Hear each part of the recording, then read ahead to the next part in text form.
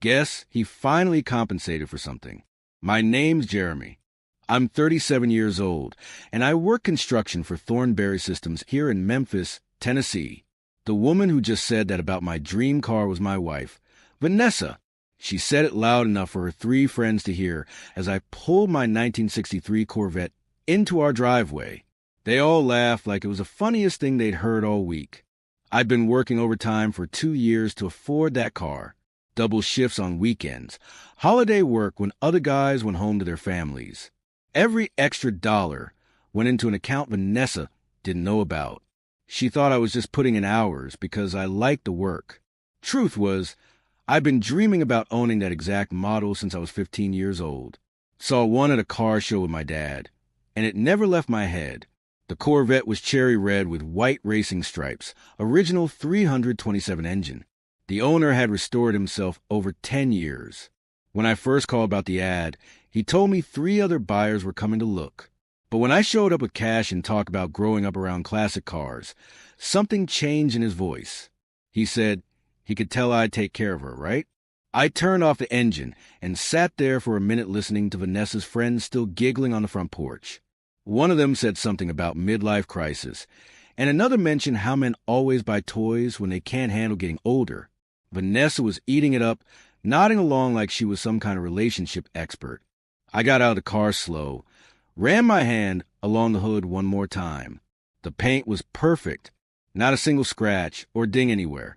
The chrome bumpers reflected the afternoon sun, so bright it almost hurt to look at.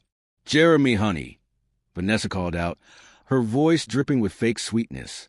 "We were just talking about your new purchase. The girls think it's interesting." I walked past them without saying a word, went inside, and grabbed a beer from the fridge. Through the kitchen window, I could see them still sitting out there, probably dissecting every inch of my character. Vanessa's voice carried through glass. Something about men and their need to prove themselves. That night, after her friends left and she went to bed, I stood in the garage looking at the Corvette. The moonlight coming through the window made the red paint look almost black. I thought about my dad, who died 3 years ago without ever seeing me get the car we'd talked about. I thought about all those overtime hours, all those missed dinners and weekend plans. Something was shifting inside me, and I wasn't sure I liked where it was heading. Vanessa and I met 8 years ago at a friend's wedding. She was working as a dental hygienist then, making decent money and talking about going back to school for something bigger. I was already established in construction, had my own crew, and was starting to make real money on commercial projects. Those first few years were good. We bought the house, got married, and everything seemed to be moving in the right direction.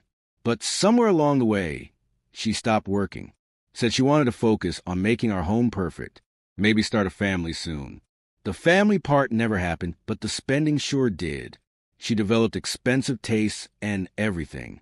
Designer clothes, fancy furniture, weekend trips with her girlfriends to Nashville or Little Rock. Always something new she absolutely had to have. I didn't mind working extra to give her nice things. That's what a husband does, right? But the comments started around year 5. Little digs about my work clothes, my truck, the way I looked when I came home covered in dust and concrete. She'd make jokes to her friends about being married to a construction worker, like it was something embarrassing, like the money I brought home wasn't good enough, just the source of it. Jeremy fixes things for a living. She'd tell people at parties with this laugh that made it sound like I was some kind of handyman instead of a project supervisor managing million-dollar jobs. The Corvette obsession became her favorite target. Every time I mentioned seeing one for sale or talked about finally having enough saved up, she'd roll her eyes. We could use that money for real things, Jeremy, like remodeling the kitchen or taking a proper vacation. Last month, I found receipts in her purse from a shopping trip to Atlanta. $800 on clothes and shoes in one afternoon. When I asked about it, she said she deserved nice things after putting up with my boring car talk all the time. That's when I started noticing other things. How she never asked about my workday anymore. How she'd leave the room when I talked to my crew on the phone. How she seemed to light up only when I handed over my paycheck, or when her friends came over to complain about their own husbands. 3 weeks ago, I drove past Riverside Park on my lunch break and saw her sitting on a bench with Kevin from next door. His wife, Beth, was out of town visiting her mother. They weren't just talking. Her hand was on his knee and he was playing with her hair. I didn't confront her, didn't say a word, but I did call the guy selling the Corvette and told him I'd take it. Maybe that was the moment I started planning something I hadn't even admitted to myself yet. The night after her compensation comment, I couldn't sleep. Vanessa was out cold beside me, snoring lightly like she always did. I kept replaying the scene in the driveway, hearing her friends laugh at something I'd worked so hard for. At 2 a.m., I got up and went to the garage, turned on the overhead light, and just looked at the Corvette. It really was beautiful. The previous owner had told me stories about driving it to car shows, taking his grandson for rides, the pride he felt every time someone stopped to admire it. That's what I'd imagined for myself. Instead, I got public humiliation. I opened the glove compartment and pulled out the registration papers. Everything was in my name. Title, insurance, all of it. Vanessa had no claim to this car. Hell, she had no claim to most of our assets, if it came to that. The house was bought with money I'd earned. The furniture, the vacations, even her car, all paid for with overtime hours while she spent her days doing whatever she wanted. That's when it hit me. I was 47 years old, and I was living like a prisoner in my own life. I went back inside and opened my laptop, started looking at apartment listings in Little Rock, about 2 hours away. Found a one-bedroom place near the Arkansas River. Month-to-month lease available immediately. The rent was less than what Vanessa spent on clothes in a month. Then I looked up divorce lawyers, read about asset division, about what happens when one spouse has been financially dependent on the other, about proving adultery in Arkansas, and how it affects settlements. By morning, I had a plan. For the next 2 weeks, I played the perfect husband, complimented Vanessa's cooking, asked about her day, even suggested we take a weekend trip to Nashville like she'd been wanting. She ate it up, probably thought her little joke had put me in my place. But I was moving money, opening an account in Little Rock, forwarding my mail to a post office box, taking pictures of receipts, documenting her spending, building a file. The hardest part was acting normal when I saw Kevin next door. He'd wave from his yard like nothing was happening, like he wasn't screwing my wife while his own wife was visiting family. I waved back every time. Yesterday, I put in my notice at work. Told my supervisor I was transferring to our Little Rock office. Needed a fresh start. He understood. Good supervisors were always in demand. Tonight was the night. Vanessa was hosting another one of her friend gatherings tomorrow. Planned to show off some new furniture she'd bought. Perfect timing. I packed one bag and put it in the Corvette's trunk. Everything else I owned could be replaced. Some things were more important than others. I was about to find out what freedom felt like. The next morning, I waited until Vanessa was in the shower to load the last of my important papers into the Corvette. Bank statements, insurance policies, the documentation I'd been gathering. Everything fit in a briefcase that slid perfectly behind the passenger seat. My phone rang. Kevin from next door. Hey, Jeremy, you heading to work early today? Saw you loading up the car. Something like that. I said, not bothering to hide the edge in my voice. There was a pause. Everything okay, man? You sound a little off. I looked toward his house, wondered if he was watching from his window. Everything's fine, Kevin. Just fine. After I hung up, I realized he'd see me packing. That meant he'd probably mention it to Vanessa when they had their next little meet-up. I needed to move faster. I left a note on the kitchen counter. Simple, clean. Vanessa, I've gone to Little Rock to think things through. Need some time away. We'll call in a few days. Jeremy, no explanation, no drama, just facts. I was backing out a driveway when my phone started buzzing. Text from Vanessa. Where are you going with your car? Kevin said you were packing. Another buzz. Jeremy, answer me. What's going on then? This isn't funny. Come back home right now. I turned off my phone and headed for the interstate. The drive to Little Rock took exactly 2 hours and 15 minutes. The Corvette handled like a dream, smooth and powerful. I had the windows down, radio playing classic rock, and for the first time in months, I felt like I could breathe. My new apartment was in a converted warehouse downtown. Nothing fancy, but it had character. Exposed brick walls, big windows overlooking the river. The landlord, a guy named Frank, was waiting for me with keys. "Nice ride," he said, nodding at the Corvette. "Don't see many of those in original condition." "She's been well cared for," I said. "I can tell. Garage space comes with the apartment, if you want it. Extra $50 a month." "I'll take it." That evening, I finally turned my phone back on. 17 missed calls from Vanessa, 8 voicemails, a dozen texts that got progressively angrier. The first voicemail was confused. "Jeremy, what are you doing? Your note doesn't make any sense. Call me." The third one was irritated. "Okay, this is ridiculous. I don't know what kind of midlife crisis you're having, but you need to come home." By the 7th, she was furious. "Fine, stay gone. But you're not taking that stupid car away from me. I helped pay for it, too." That was interesting. She never contributed $1 toward the Corvette. Never contributed much toward anything. Actually, the last voicemail came in around 9 p.m. "Jeremy, Kevin told me he saw you packing like you were leaving for good. That's not what this is it? You can't just walk away from 8 years of marriage over a joke. Call me back." I didn't call back. Instead, I drove the Corvette down to the riverfront and parked overlooking the water. The Arkansas River was wide and dark with lights from the downtown buildings reflecting off the surface. I'd never seen Little Rock at night before. It was prettier than I'd expected. My phone rang. "Vanessa."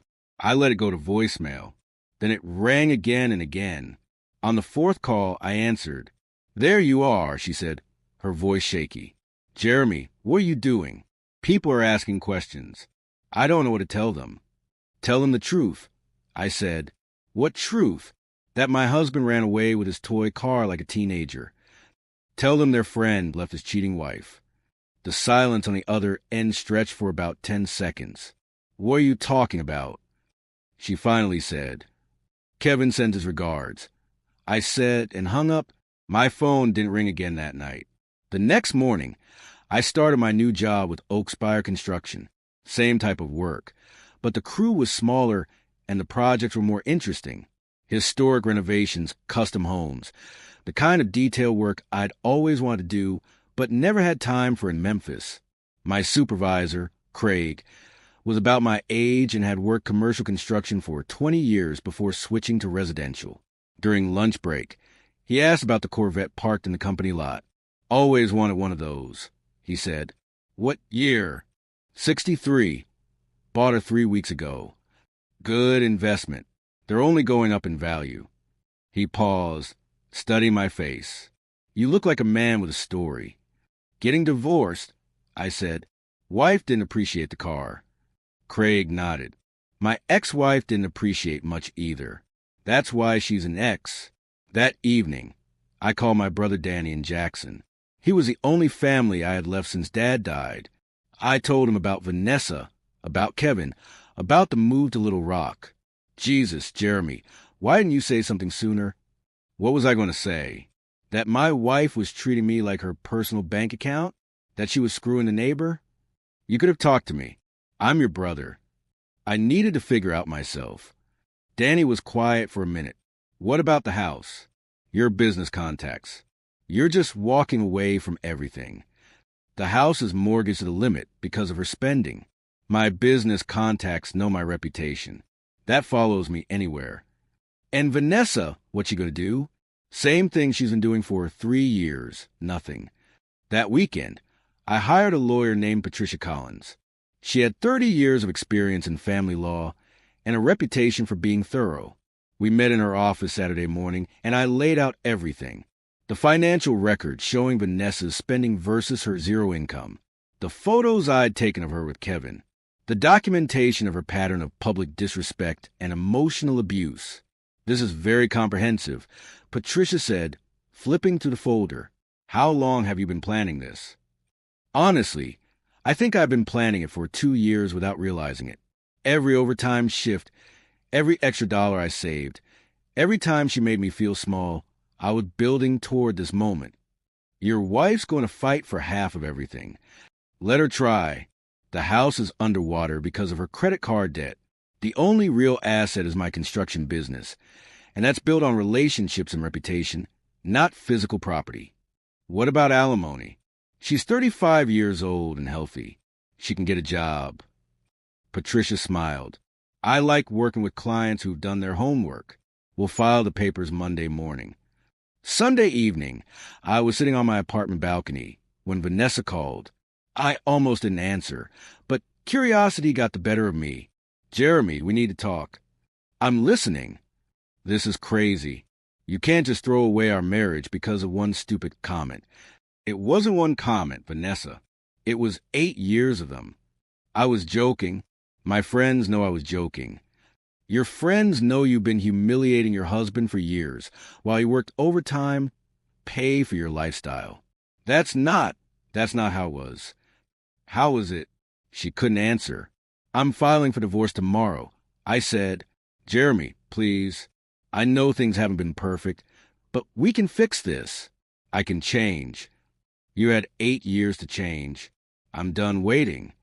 I hung up and turned off my phone. Tomorrow would be interesting. Monday morning, Patricia filed the divorce papers. By law, Vanessa had to be served within 30 days. I asked Patricia to wait 2 weeks before having her served. I wanted to be settled in my new life before the legal war started. The construction work was going well. Craig had put me in charge of renovating a 1920s mansion downtown, and the craftsmanship was exactly the kind of challenge I'd been missing. Details mattered here. Precision mattered. It felt good to build something beautiful instead of just functional. Wednesday evening, my phone rang. Unknown number. Jeremy, this is Beth, Kevin's wife. My blood went cold. Hey, Beth. I got back from visiting my mom yesterday. Kevin's been acting strange, guilty about something. I found text messages on his phone. I didn't say anything. They were from your wife. I'm sorry you had to find out that way. How long have you known? About a month. Why didn't you tell me? Would you have believed me? She was quiet for a long time. Probably not. Not then. What are you going to do? Same thing you did. I think Kevin's packing his stuff tonight. Good for you, Jeremy. I'm sorry about Vanessa. About all of it. You deserve better.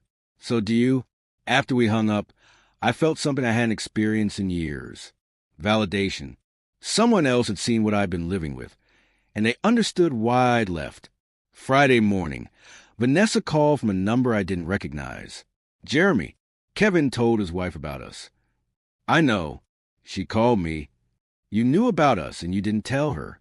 That wasn't my job. She's divorcing him. She's taking everything. His business, the house, their savings. Good for her, Jeremy. This is serious. People are talking. Everyone knows what happened. Let them talk. My friends think I'm a terrible person. Are you? Don't do that. Don't make me the villain here. Vanessa, you cheated on me with a married man, while I worked overtime to pay for your lifestyle. Then you publicly humiliated me for buying something I dreamed about since I was a kid. You made yourself the villain. I can explain. No need. My lawyer will be in touch soon. Your lawyer? Jeremy, this is getting out of hand. This got out of hand when you decided our marriage vows didn't matter. I hung up and realized I wasn't angry anymore.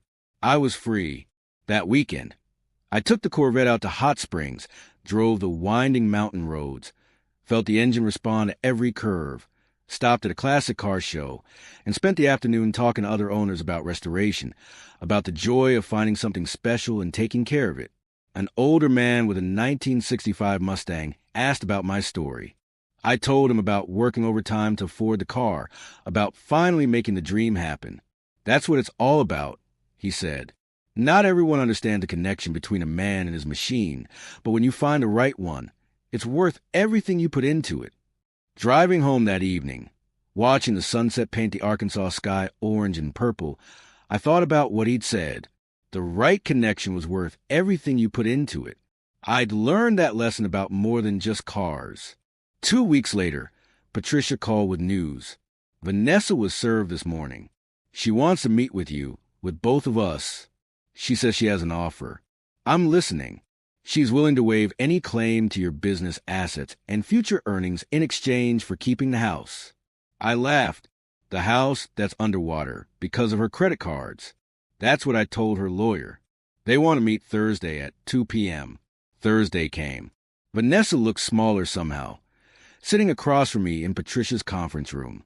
Her lawyer, a nervous young guy named Brent, did most of the talking. My client recognizes that the marriage has irreconcilable differences, he started. Your client committed adultery, Patricia interrupted. We have photos. Vanessa's face went red. Those photos don't prove anything. Patricia slid a folder across the table. Actually, they do, along with witness statements from neighbors, phone records, and bank statements showing how you've been spending your husband's money while contributing nothing to the household. Brent looked through the folder and his expression changed. Mrs. Williams, you didn't mention the extent of the documentation. I want half of everything, Vanessa said, her voice shaking. I gave him 8 years of my life. You gave him 8 years of humiliation, Patricia replied. My client is prepared to be generous. He'll give you 6 months to find employment and get on your feet. After that, you're on your own. I can't survive on my own. I haven't worked in 3 years. Then you should have thought of that before you decided to cheat. Vanessa looked directly at me for the first time. Jeremy, please. This isn't you. You're not cruel. You're right, I said. I'm not cruel, but I'm not stupid anymore either. What about our memories, our history? What about them? Doesn't that mean anything? I thought about her laughing with her friends about my dream car, about Kevin's hand on her knee, about 8 years of feeling like I wasn't good enough. It means I learned what I won't tolerate anymore. Vanessa started crying. Real tears, not the manipulative kind she used to use when she wanted something. You're really going to leave me with nothing? I'm leaving you with exactly what you contributed to our marriage. I said nothing. 6 months later, I got word from Danny that Vanessa had moved back in with her parents in Nashville. She'd found work as a dental hygienist again, but the pay was half what she used to make. Her social circle had evaporated when the divorce became public, and everyone learned about the affair. Kevin's divorce had been even messier.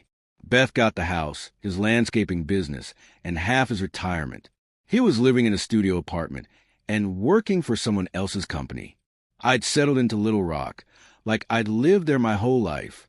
The historic renovation project was featured in Arkansas Home Magazine, and 3 new clients had contacted Craig, specifically asking for my crew. I was making more money doing work I actually enjoyed. Evenings I'd drive the Corvette down to the river and watch the sunset over the water. Sometimes other car enthusiasts would stop to admire her, and we'd talk about engines and restoration and the satisfaction of taking care of something valuable. Last week, I met a woman named Claire at a coffee shop near my apartment. She was a teacher, recently divorced herself, and when she saw me getting out of the Corvette, her first words were, "Beautiful car." Classic lines never go out of style. We talked for an hour about dreams deferred and second chances, about the difference between people who build things up and people who tear them down. Vanessa faced the consequences of 8 years of taking her husband for granted, losing not only the comfortable lifestyle Jeremy had provided through his overtime work, but also her social standing when her affair became public knowledge, while her former lover Kevin lost his business and marriage as well. Both discovered that betraying loyal spouses carried a price they weren't prepared to pay, leaving them to rebuild their lives from nothing, while the people they'd wronged found happiness elsewhere. I never thought I'd thank someone for mocking my dreams. But Vanessa's cruel laughter taught me the difference between settling for disrespect and demanding the life I deserved.